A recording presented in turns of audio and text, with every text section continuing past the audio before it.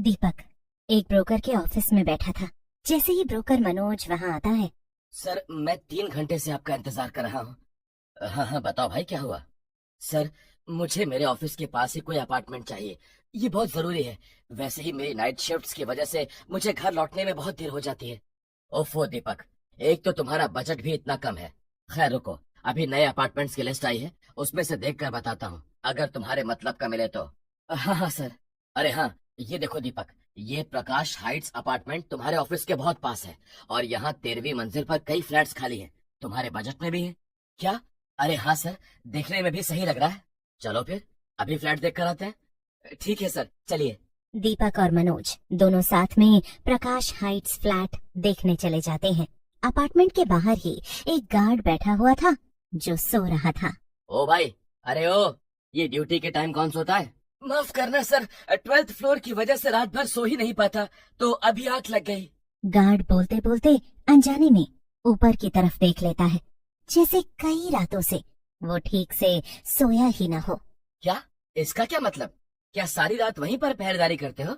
अरे कुछ नहीं साहब, आपको कौन से फ्लोर पर फ्लैट लेना है? वैसे अभी तो सारे फ्लैट्स भरे हुए हैं ना, तो आप यहाँ आए क्यों हैं? वो हम 13वीं मंजिल वाले फ्लैट लेने आए हैं। क्या? 12वीं के ऊपर वाली 13वीं मंजिल? हाँ भाई, 13वीं मंजिल है तो 12वीं के बाद ही आएगी ना। चलो दीपक, हम फ्लैट देख कर आते हैं। हाँ हाँ सर, चलिए। दीपक को गार्ड का बर्ताव थोड़ा अजीब तो लगता है, मगर वो उस पर ज्यादा ध्यान नहीं देता। दीपक और मनोज दोनों लिफ्ट में चढ़ जाते हैं। तभी मनोज कुछ सोच कर कहता है। एक बात ध्यान रखना दीपक। क्या? वो क्या सर? तुम्हें 13वीं मंजिल पर जाना हो तो सीधा वहीं जाना, बीच में कहीं भी नहीं रुकना। और ये लिफ्ट कभी भी 12वीं मंजिल पर नहीं रुकती है, क्योंकि वहाँ उस फ्लोर पर कोई नहीं रहता और ना ही रहना चाहता है। क्या? मगर ऐसा क्यों सर? पिछले साल वहाँ एक भयंकर आग लग गई थी। आग को कंट्रोल कर लिया गया था और पूरी बिल्डिंग में फैलने से रोक भी लिया गया था, लेकिन तब से वो फ्लोर बंद ही कर दिया गया। ओह अच्छा, ठीक है ना सर, मुझे क्या लेना देना उस फ्लोर से। मैं वैसे भी बहुत जल्दी में रहता हूँ, किसी और फ्लोर पर टहलने का तो मेरे पास समय भी नहीं है। हाँ बढ़िया है। और तुम तो जानते ही हो ना लोगों को, कहीं भी ऐसा कुछ होता है तो लोग अजीब और गरीब बातें बनाने लगते हैं कि वहाँ भूत है, प्रेत है। वैसे तुम तो इन सब पर यकीन नहीं करते ना दीपक? जैसे ही मनोज दीपक से ये सवाल करता है, दीपक एकदम शांत हो जाता है। उसके मन में कई ख्याल आने लगते हैं। उसका अतीत और अतीत से जुड़ा सब कुछ। कुछ पल के लिए उसके कानों में आग के चटकने की आवाज और किसी औरत की घबराई हुई चीख गूंज जाती है। दीपक, दीपक बोलो ना, क्या हुआ? कुछ भी तो नहीं सर। नहीं, मुझे इन सब बातों पर बिल्कुल भी यकीन नहीं है, और अब तो मुझे सिर्फ एक नई शुरुआत करनी है, इसीलिए तो मैं इस नए शहर में आया हूँ। चलो ये तो अच्छी बात है दीपक। लो, हम आ भी गए, आ जाओ। तभी अचानक से लिफ्ट 13वीं मंजिल पर रुकती है। मनोज और दीपक 13वीं मंजिल के कॉरिडोर में आते हैं और वो एकदम खाली था। इस फ्लोर पर भी अभी कोई नहीं रह रहा है, सब नीचे वाले फ्लोर की डर की वजह से।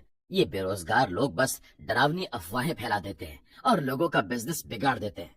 खैर, लेकिन मुझे पूरी उम्मीद है जल्द ही और लोग आ जाएंगे। ये देखो, तुम्हारा रूम नंबर है 103। ओह अच्छा, ठीक है सर, 103 बढ़िया है। दीपक अपना फ्लैट देखता है। फ्लैट काफी बड़ा और आलीशान था। इतना अच्छा कि दीपक को यकीन ही नहीं हो रहा था कि ये फ्लैट उसे इतना सस्ता मिल गया। क्यों, है ना अच्छा? हाँ बहुत अच्छा है सर, मेरे बजट में तो बहुत अच्छा है। दीपक नीचे झांकता है और उसे गार्ड दिखाई देता है जो उसी की तरफ देख रहा था। लेकिन कुछ अजीब था। गार्ड के ठीक पीछे एक औरत खड़ी थी, काली साड़ी पहने।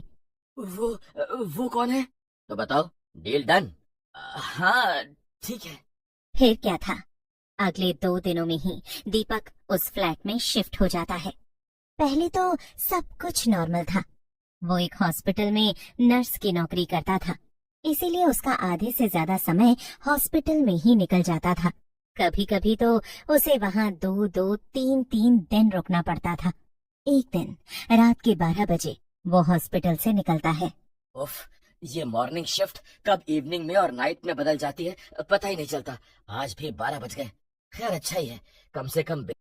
यही सब सोचते हुए दीपक अपनी बिल्डिंग में पहुंच जाता है। गार्ड जागा हुआ था। अरे साहब, आप आ गए? हाँ, और तुम पिछली बार की तरह सो मत जाना। ऐसी किस्मत कहाँ साहब, वो 12वीं मंजिल सोने नहीं देगी। आप भी जरा संभल कर जाइएगा और भूल कर भी उस फ्लोर पर मत रुकिएगा। क्या? इसका क्या मतलब है? अरे साहब, रात को 12:45 के बाद उस फ्लोर पर अपने आप लाइट्स जलने लगती हैं। कभी कभी तो वहाँ कोई खड़ा भी दिखाई देता है और कभी कभी ऐसा लगता है जैसे वहाँ आग लग गई हो, लेकिन जाकर देखो तो बस अंधेरा ही अंधेरा नजर आता है। जरूर तुम नशे करके ड्यूटी करने आते होगे और इसीलिए तुम्हें ये सब नजर आता है। खैर, अब तुम अपना काम करो, मैं भी जा रहा हूँ। दीपक बिल्डिंग के अंदर जाता है और लिफ्ट का बटन दबा देता है, लेकिन जब वो ऊपर देखता है तो चौंक जाता है। लिफ्ट सीधा 12वीं मंजिल से ही नीचे आ रही थी। दीपक के दिल की धड़कनें बढ़ने लगती हैं। हे ऊपर वाले, पता नहीं ये सब क्या हो रहा है। जैसे ही लिफ्ट नीचे आकर खुलती है तो दीपक चैन की सांस लेता है, क्योंकि अंदर कोई भी नहीं था। लिफ्ट खाली थी। दीपक लिफ्ट के अंदर चला जाता है और 13वीं मंजिल का बटन दबाता है। लिफ्ट के दरवाजे बंद हो जाते हैं, लेकिन लिफ्ट चलती नहीं। अचानक से लिफ्ट के दरवाजे फिर से खुल जाते हैं और सामने एक औरत खड़ी थी। ये वही औरत थी जिसे दीपक ने पहले भी देखा था।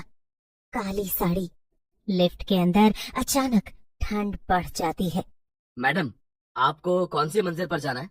लेकिन औरत दीपक की तरफ देखती भी नहीं, जैसे उसे तो उसकी आवाज ही सुनाई नहीं दे रही थी। लेकिन वो चुपचाप 12वीं मंजिल का बटन दबा देती है। ये देखकर दीपक समझ जाता है कि इस वक्त वो जिसके साथ लिफ्ट में खड़ा था वो कोई और नहीं बल्कि एक चुड़ैल थी। वो मन ही मन सोचता है, मुझे कुछ नहीं करना चाहिए। वो 12वीं मंजिल पर उतर जाएगी और मैं उसकी तरफ देखूंगा भी नहीं। हाँ। धीमे धीमे लिफ्ट एक एक मंजिल पार करती है। उस औरत के वहां होने की वजह से दीपक ठीक से सांस भी नहीं ले पा रहा था।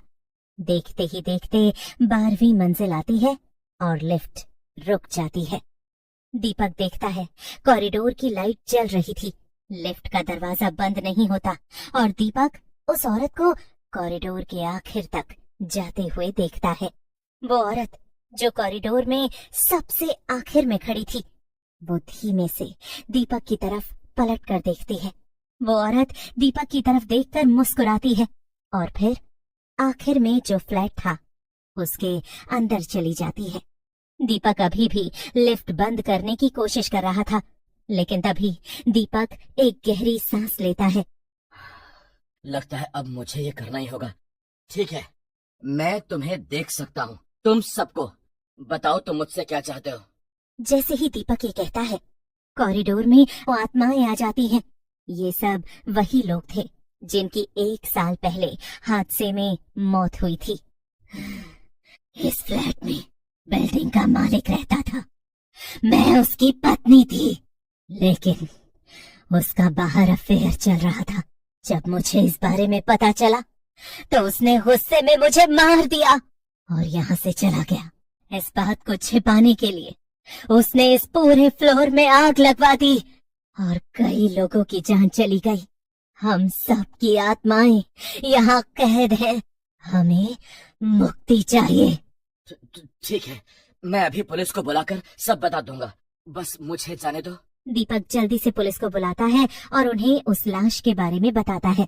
तलाशी लेने पर सचमुच वहाँ उस औरत की लाश मिलती है, जिसके बाद उसके पति यानी बिल्डिंग के मालिक को गिरफ्तार कर लिया जाता है।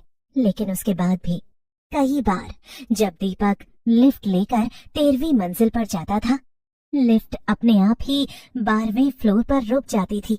उसे अपने पीछे किसी औरत की बहुत धीमी हंसी सुनाई देती थी।